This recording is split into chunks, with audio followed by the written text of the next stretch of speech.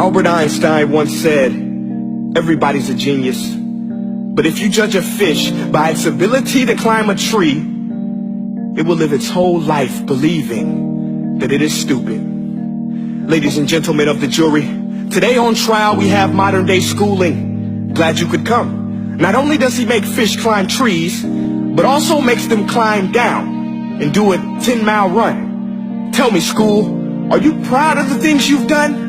Turning millions of people into robots, do you find that fun? Do you realize how many kids relate to that fish swimming upstream in class, never finding their gifts, thinking they are stupid, believing they are useless? Well, the time has come, no more excuses.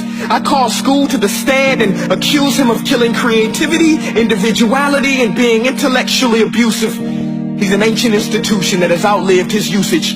So, Your Honor, this concludes my opening statement, and if I may present the evidence of my case, I will prove it. Proceed. Exhibit A. Here's a modern day phone. Recognize it? Here's a phone from 150 years ago. Big difference, right? Stay with me. Here's a car from today, and here's a car from 150 years ago. Big difference, right? Well, get this. Here's a classroom of today, and here's a class we used 150 years ago. Now ain't that a shame? In literally more than a century, nothing has changed. Yet you claim to prepare students for the future? But with evidence like that, I must ask, do you prepare students for the future or the past?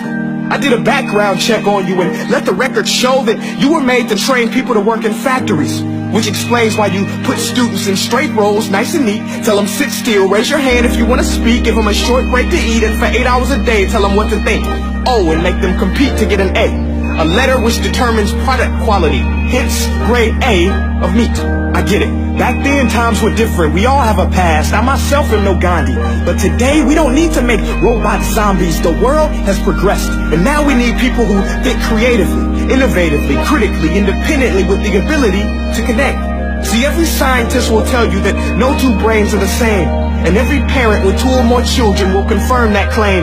So please explain why you treat students like cookie cutter frames or snapback hats, giving them this one-size-fits-all crap. Watch your language. Sorry, Your Honor, but if a doctor prescribed the exact same medicine to all of his patients, the results will be tragic. So many people will get sick, yet when it comes to school, this is exactly what happens. This educational malpractice, where one teacher stands in front of 20 kids, each one having different strengths, different needs, different gifts, different dreams, and you teach the same thing the same way?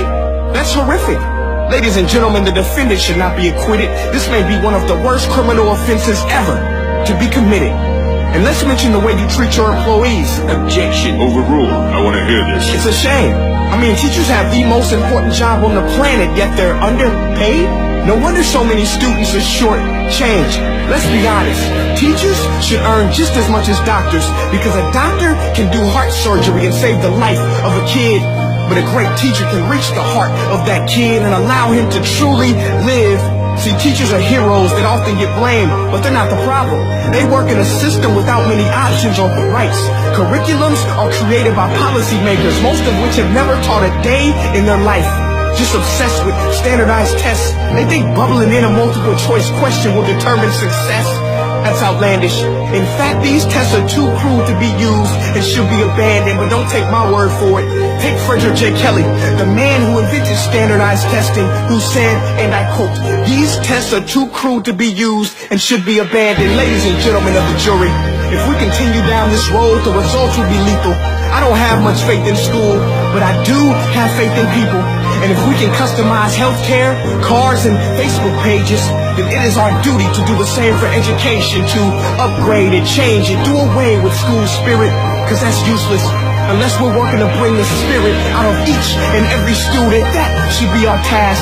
No more Common Core. Instead, let's reach the core of every heart in every class. Sure, math is important, but no more than art or dance. Let's give every gift an equal chance. I know this sounds like a dream, but countries like Finland are doing impressive things. They have shorter school days. Teachers make a decent wage. Homework is non-existent, and they focus on collaboration instead of competition. But here's the kicker, boys and girls. Their educational system outperforms every other country in the world. Other places like Singapore are succeeding rapidly. Schools like Montessori, programs like Khan Academy. There is no single solution, but let's get moving. Because while students may be 20% of our population, they are 100% of our future. So let's attend to their dreams, and there's no telling what we can achieve. This is a world in which I believe, a world where fish are no longer forced to climb trees. I rest my case.